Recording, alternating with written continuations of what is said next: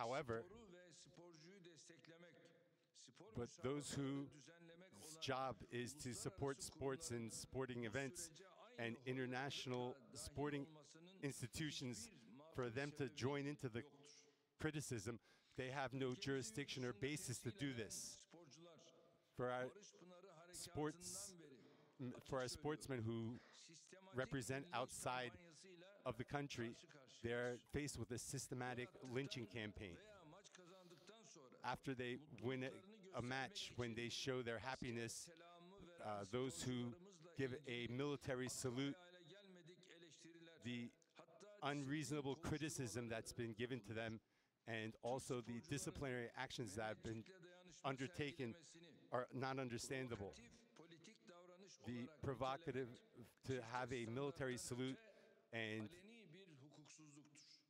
call this a provocative action is illegal.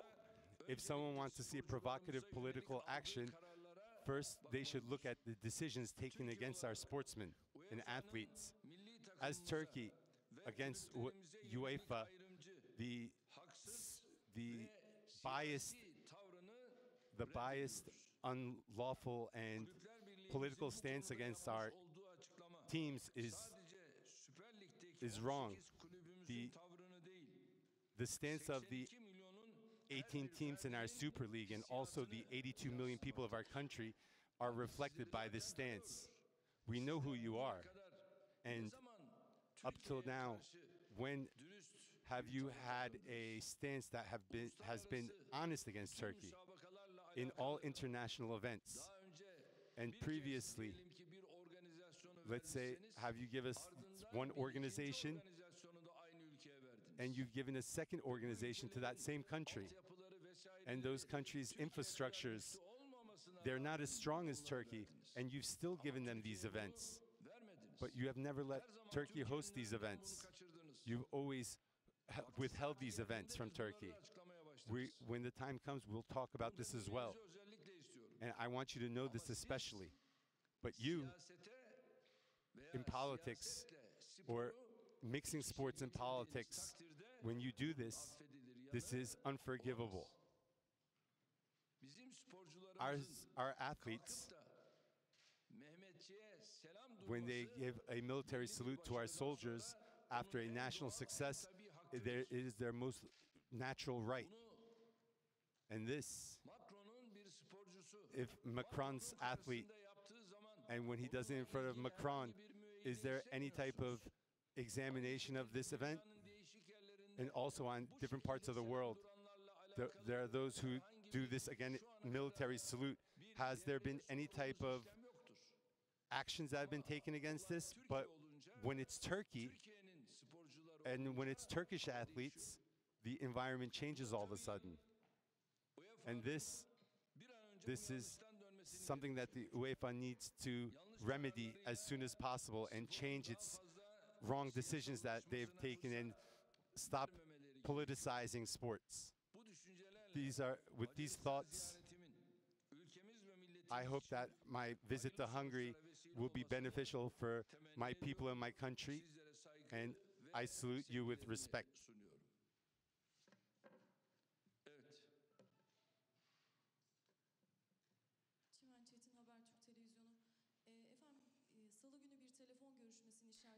There was a telephone call, and then you said that you would make a decision regarding your trip to America.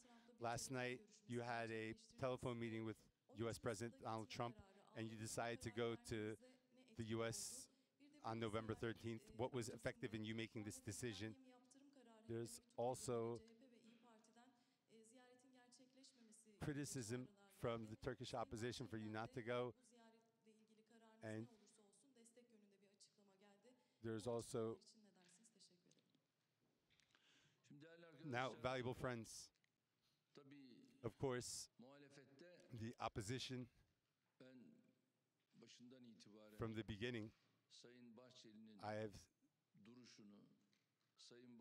told Mr. Bahçeli's his stance and the steps that we have taken together and his support.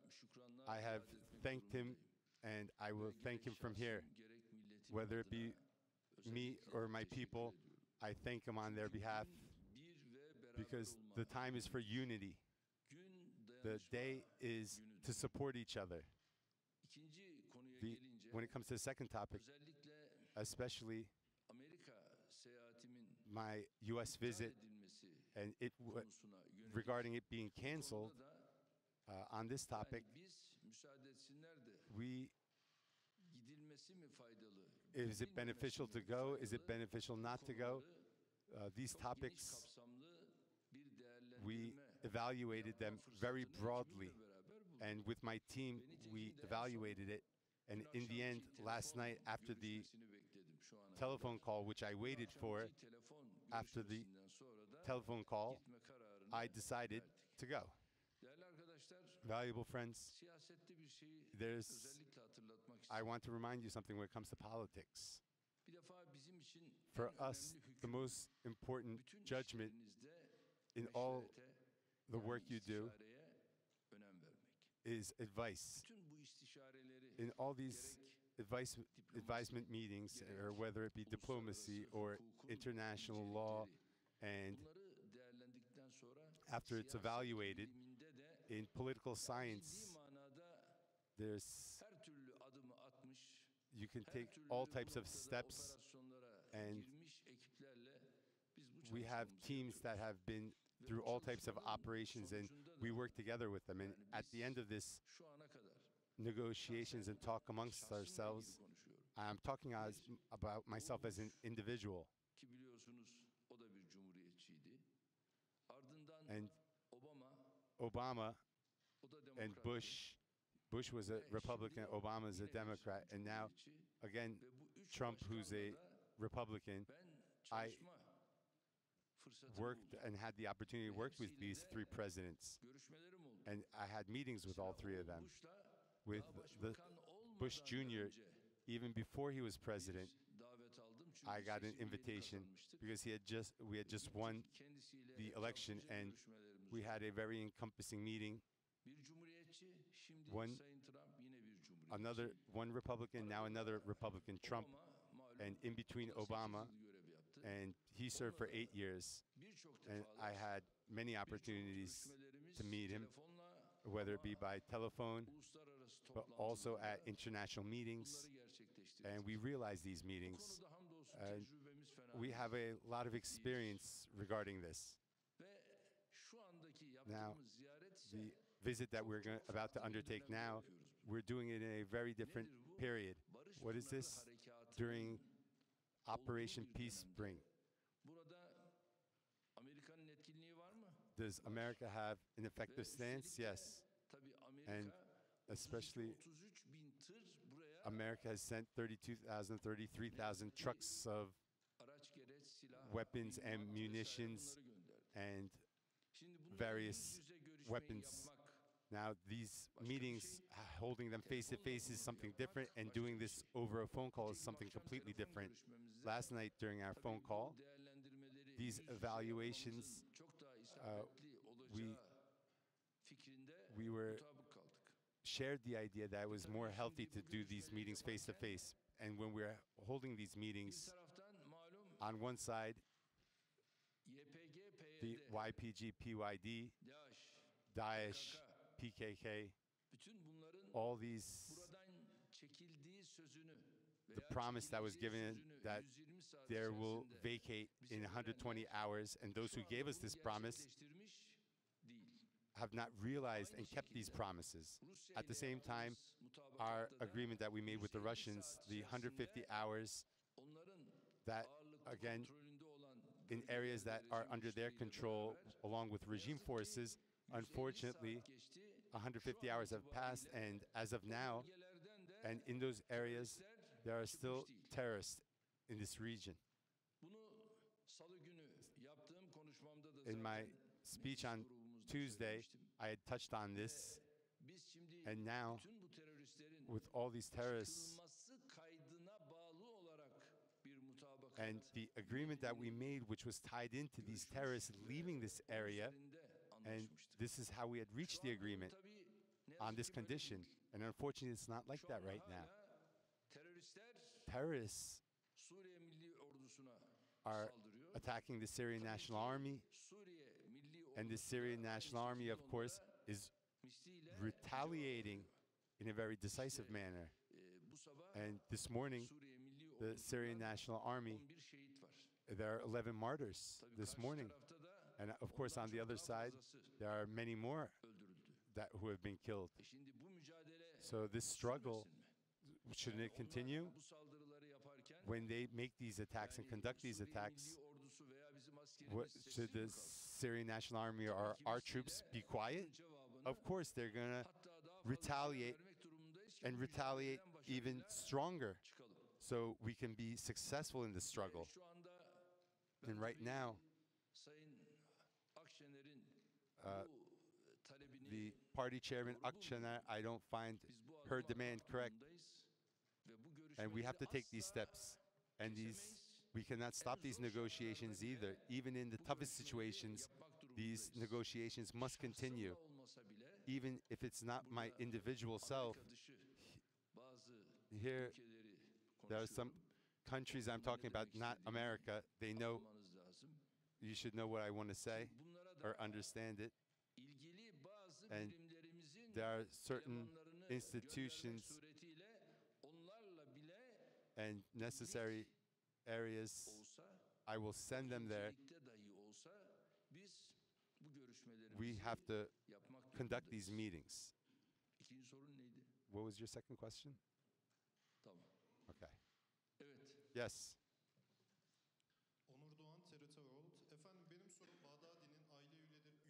The members of Baghdadi's family who have been caught, the global public opinion is closely following what Turkey's doing. Where are they going to be tried, and what's the legal procedure? Can you tell us a little more about this? Now, valuable friends, right now, the situation is going towards a very serious dimension. All the close inner circle of Baghdadi tried to target our country and tried to find ways to enter our country. You know, in Azez, most recently, his sister, his wife, and his child were captured. And those that we arrested, we sent them to our repatriation centers. And at these repatriation centers, they will wait there and be held and processed. And then our justice ministry, what decision they will make, we'll see. As you know, one of his wives, about one and a half year, was in our custody. The wife that we had in our custody also will be part of this process. But now the situation is becoming more encompassing, and we are slowly moving towards double-digit numbers. And as it goes to double-digit numbers, you see all the relatives and inner circle in this. I don't find it the right time to talk about this. I will talk about this, God willing, once everything becomes more clear. And once it becomes more clear, I will make the necessary announcements, God willing. Of course, Baghdadi's wife and also his child who has been DNA tested, this is an important sensitivity. Of course, this questioning period and interrogation will continue in a decisive manner, and we want to deepen this interrogation so we do not make any mistakes, and as Turkey, we don't want to be part of these mistakes. The struggle against Daesh, you shared important information. The major opposition leader in his last group meeting said that Turkey is not struggling properly against Daesh. How would you evaluate this? Valuable friends, Mr. Kemal's, what has he said? truthfully up till today. Have you witnessed this? Now think about this in your own world and evaluate it in your minds. His life is created on lies. Look, I'm giving you numbers right now, statistics. Up till today, the Daesh members who are not permitted from entering the country is 76,000. This is something Mr. Kemal doesn't know. And also those Daesh members who have been kicked out of the country is 7,050. Those and Daesh members, there are 1,049 Daesh terrorists in our prisons. Is this not a struggle? Are these not decisive steps? But he won't accept this. Why? Because it's his life, and his life is created around lies. Look, I'll tell you more. In Daesh camps in Syria and those who have tried to penetrate into our country, this number is at 270. And at the very end, recently, those Daesh prisoners who escaped or were released by the YPG, these are mostly women and children. We have also recaptured them and put them back in prison. And also during the Operation Euphrates Shield at Al-Bab, 3,500 Daesh members were neutralized. Is this not a struggle against Daesh? There's no country that struggles against Daesh as strong as Turkey. There is no second country that even comes close to Turkey. Mr. Kılıçdaroğlu, be honest, be just, and right now, the struggle that Turkey's giving, recognize it.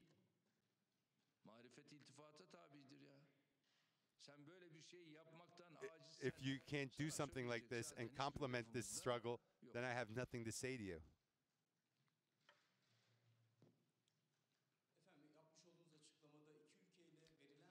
The two countries, the promises they gave each other, there were agreements with, are unkept.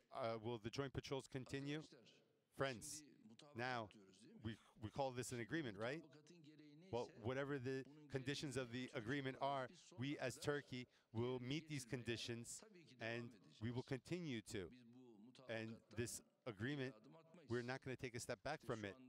Right now, currently, last night, the phone call I had with Trump, and now we will also have a reevaluation with President Putin as well. And after these meetings, my America trip, all the steps we have taken, we will have a reevaluation with Mr. Trump. And my hope is that we will be able to achieve results soon. Now, the operation picture in front of us, whatever the map of our country is, that's how we are right now. What is where we know. And our work going forward, whether it be our armed forces, whether it be the ministries on the political side, we all know the picture very well, and we're working on this, and the steps that we are taking and the steps we will take are being determined. Yes, thank you very much. Have a nice day. All right, President Recep Tayyip Erdoğan speaking before his departure to Hungary, talking about Operation Peace Spring, saying that Turkey, within a very short time, had been able to destroy a nearly 8-year terrorist buildup along the border with Syria. He went on to criticize those who continue or have and continue to support terrorism structures. All right, let's bring in our Shamim Chowdhury, who joins us now from the Turkish capital, Ankara. Shamim, I know that you were listening into the president's speech. We don't have a lot of time left, but get a quick recap from you in terms of what stood out.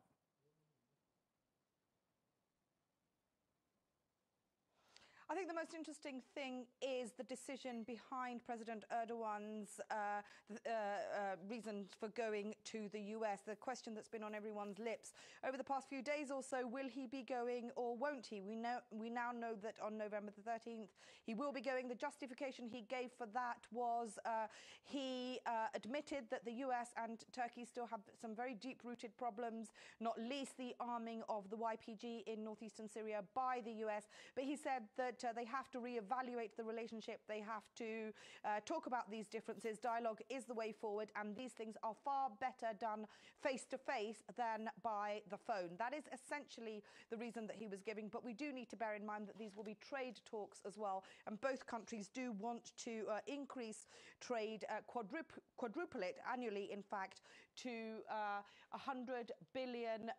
So I think the challenge for President Erdogan will be to find a way to reconcile their political differences and stick to and build on some of the trade deals that they want to go forward with. All right, reevaluate relations, especially on the terrorism front, or at least on the border security front, but also sort of build upon these relationships to actually reach that $100 billion trade volume target. All right, Shamin Chowdhury live for us in Ankara. Thank you for that. All right, we're going to go back to Imran Garda and the Newsmaker starting now.